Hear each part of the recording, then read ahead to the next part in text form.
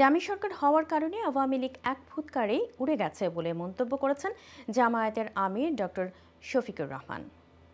সোমবার বিকেলে ঠাকুরগাঁও জেলা জামায়াতের আয়োজনে সরকারি বালক উচ্চ বিদ্যালয় বড় মাঠে কর্মী সম্মেলনের প্রধান অতিথির বক্তব্যে একথা বলেন জামায়াত আমির। বিস্তারিত দেখুন আমাদের ঠাকুরগাঁও প্রতিনিধি আরিফ হাসানের রিপোর্টে। দীর্ঘ দেড় যুগ পরে ঠাকুরগাঁও জেলা স্কুল বড় মাঠে বাংলাদেশ জামায়াতে ইসলামী সর্বপ্রথম তাদের এমন কর্মী সমাবেশ করে। দীর্ঘ বিরতির পর এই সমাবেশ দলটির পুনর্গঠন ও রাজনৈতিক অবস্থান পূর্ণ মূল্যায়নের একটি বড় উদ্যোগ হিসাবে দেখা হচ্ছে। এই কর্মী সমাবেশে দলের নেতারা তাদের ভবিষ্যৎ পরিকল্পনা, রাজনৈতিক দর্শন এবং সাংগঠনিক কার্যক্রম নিয়ে দিক নির্দেশনা দেওয়ার পাশাপাশি কর্মীদের উদযাপিত করতে বক্তব্য রাখেন।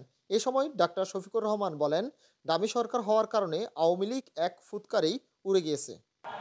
একদিকে আওয়ামী লীগের ক্যান্ডিডেট, আরেকদিকে আওয়ামী লীগের নিউট্রাল ক্যান্ডিডেট, স্বতন্ত্র ক্যান্ডিডেট। কি হাস্যস করবে আপনার? এই সরকার ছিল ডামি সরকার। আলহামদুলিল্লাহ, ডামি সরকার হওয়ার কারণেই সামান্য একটু ফুতেই উড়ে গেছে সরকার। সমতার ভিত্তিতে সকল জেলার উন্নয়ন করতে হবে বলে মন্তব্য করেন তিনি। আমরা অন্তর্বর্তীকালীন সরকারকে বলবো, সব যদি নাও পারেন, আগামী এক থেকে যদি বড় কোনো প্রকল্প আপনারা হাতে নিয়ে থাকেন, ঠাকুরগাঁও যেন এটা থেকে বাদ না পড়ে।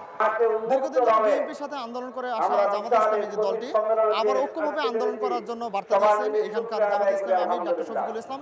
একইভাবে এই আজকে ডক্টর শফিকুল ইসলামের জনসভার মাধ্যমে ঠাকুরগাঁও নেতাকর্মীরা কিন্তু উচ্ছ্বাসিত হচ্ছে এবং স্বাধীনতার পর এই এত বড় প্রোগ্রামকে জামায়াত ইসলাম যে তাদের নতুন করে পূর্ণ সংগঠিত হবে এমনটাই প্রত্যাশা করতেছেন এখানকার স্থানীয়রা।